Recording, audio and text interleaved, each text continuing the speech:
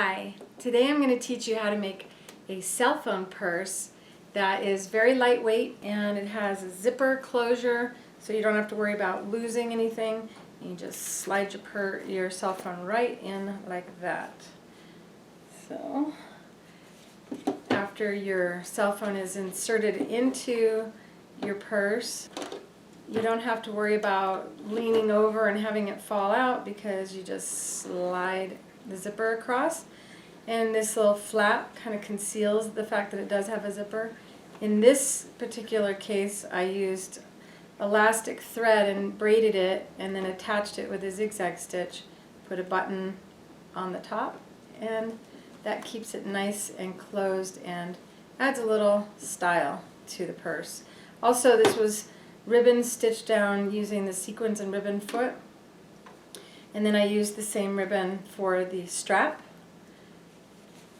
On this case, I left it kind of plain because the fabric itself I thought was dramatic enough, and then a wild colored zipper inside and added this classy trim to the top flap and also using it as the strap. So since I've already shown you yarn in different episodes, I'm going to now show you how we use sequins for this particular cell phone purse. But first, before you begin, you're going to need two pieces of fabric, one for the top and one for the bottom. In this case, I decided to use the same fabric on top as on bottom. And what you can't tell is that this is actually two fabrics fused together. And that adds stiffness, and it also prevents the fabric from fraying. So when we want to attach a zipper, we can attach the zipper without having to use a seam allowance. That allows us to use these really pretty decorative zippers. Zippers are getting really fun nowadays, so you could have that actually show on the outside. Now, how I have the zipper attached right now is simply using the liquid base glue, and I just drew a line of glue right on the zipper, and then after putting that glue down there, spread my finger across to even it out. And you don't want to push hard on the glue because then you'll push it through the fibers. Then you take your opposite end of where the zipper is going to be applied on the other side, and keep in mind that you have a right and a wrong side. Glue it like this. Use the pearls and piping foot, and if you buy your zipper longer than you need, you can zip it closed on the outside on both sides of the object that you're sewing. Use a right needle position. So you can see how I move my needle over so that it is to the side of the zipper teeth. I'm using a contrasting color of thread. In this case, I would probably, if I were making it for myself and not wanting to show you the stitching, I would use a white thread so that it doesn't detract from the beauty of the zipper.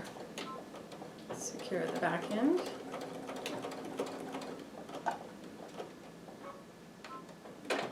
And then you simply flip it around. And the needle position is the same on both sides of the zipper, because we aren't the ones guiding, the foot guides for you. As you can see, I'm not holding on. And so down, and so forward and back again to secure.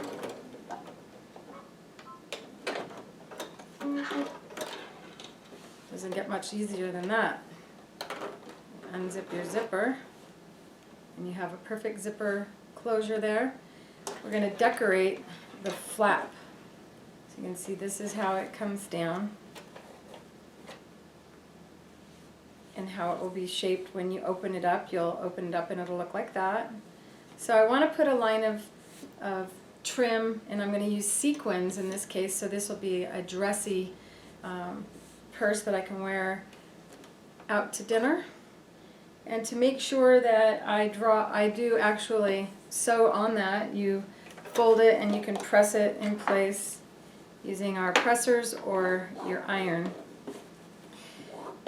Now, it's not hard to accidentally sew on the wrong side of that fold. So what I would do is use one of these Fix-On pins by Pilot and just draw a little mark on the side that you're going to actually sew.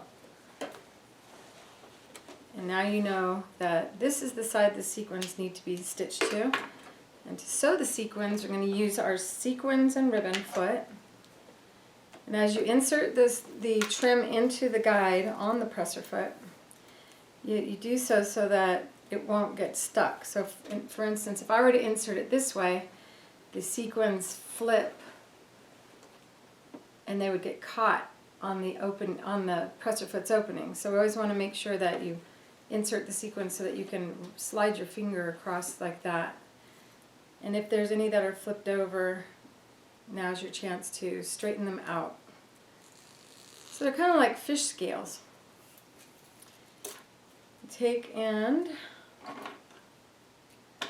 insert the sequin without the foot attached to the machine.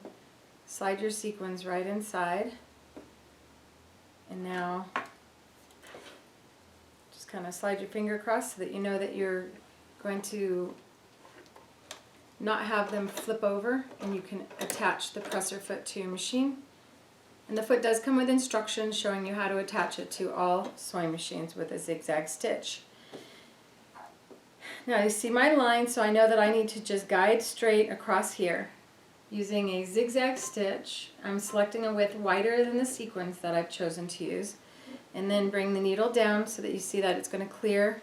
And if it doesn't, you just turn the nut, and that actually moves the sequins over. So this foot is like giving you a whole bunch of needle positions. And the instructions do tell you the settings for the sequins. We're just using a zigzag stitch now, and I'm going to go back. And usually I make sure I have a tail of about 8 inches of thread before I begin, so that I can tie a knot. And we're going to go ahead and this will be sewn into a seam so the sequins will be secured.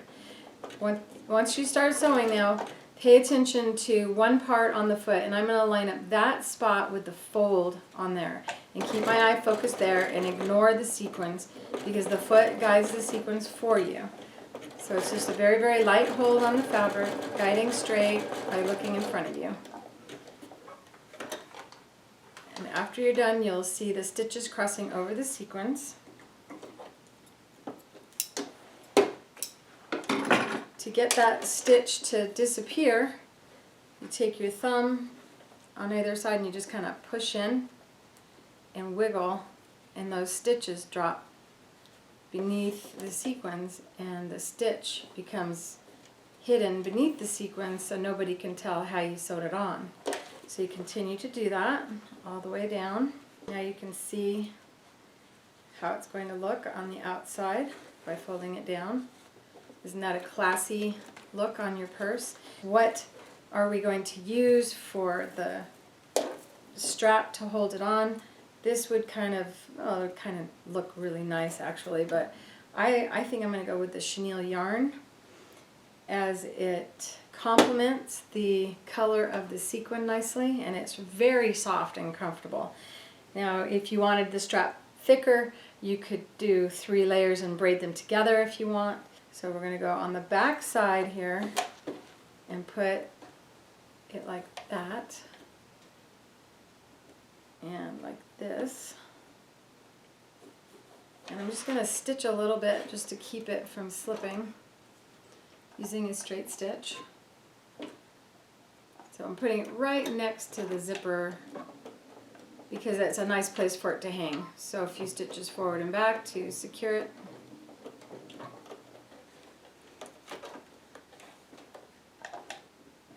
So I'm simply doing the exact same thing I did on the other side, locking that yarn in there. Go ahead now and switch to the Satinedge foot. And the Satinedge foot is the foot that helps me guide for a perfect seam allowance. Maybe I'll tie this in a knot so that it won't come back, because this is a little bit fluffy and it's sticking on the fabric. There we go.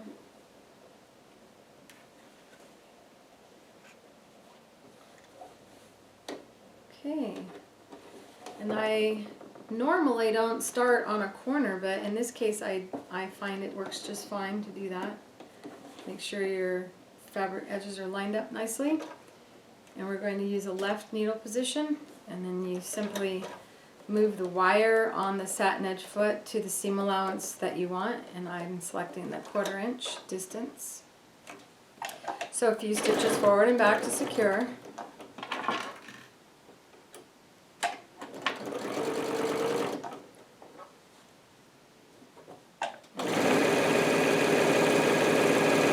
Now we're coming up on the zipper. This is my chance to cut that zipper off.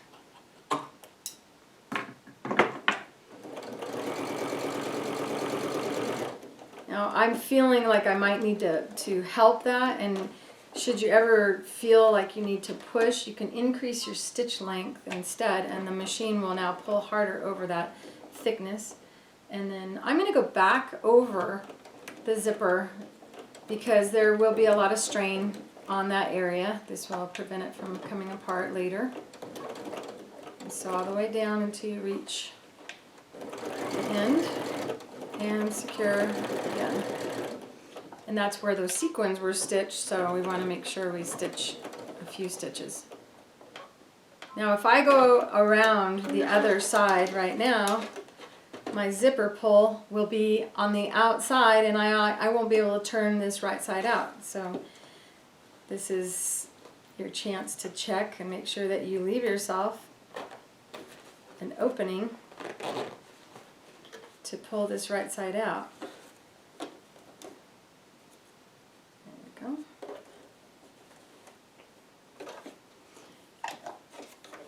I'm going to go back first. And this is where I'm going to go slow because these are metallic sequins, which with a universal needle, which I have on to make the fabric not shred, can actually get broken on those sequins. So go a little bit slow. We're coming up on the zipper. I want to cut that off. These are my heavy duty leather cutting scissors. Alright, here we go. Approaching the zipper, I want to make sure it doesn't come open. And then stitch over and then back again as we did on the other side. And so down.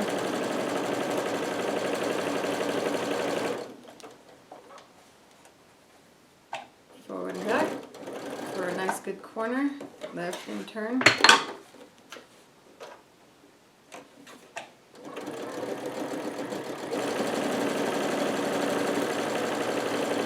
It probably won't fray that bad, but since we have the ability to secure it, I'm going to go ahead and use a 3-step zigzag, which is something that most of you will have on your machine. You could just use a regular zigzag if you don't have it. The stitch will go zig, zig, zig, zag, zag, zag. And as long as the wire is out of position on the satinedge foot, we can go ahead and stitch. And this will prevent it from ever falling apart.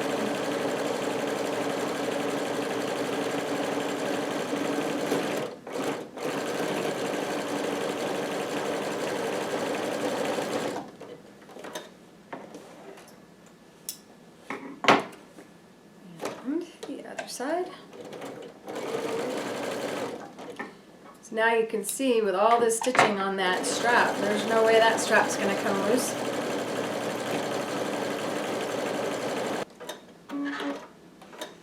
Okay, now because we opened the zipper, we can turn this right side out.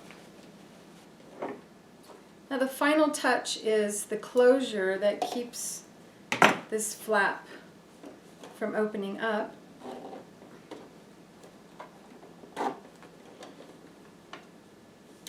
As it's being worn. Isn't that pretty?